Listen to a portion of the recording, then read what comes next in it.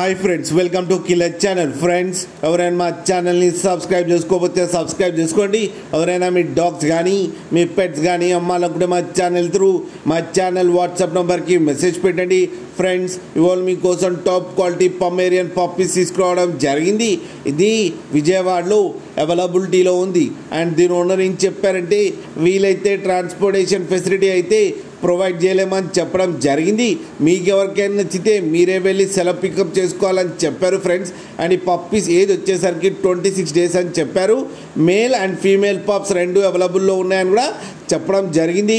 And male పప్పీకి వచ్చి 7,000 and female పప్పీకి వచ్చి 6,500 rupees అయితే డిమాండ్ చేస్తున్నారు.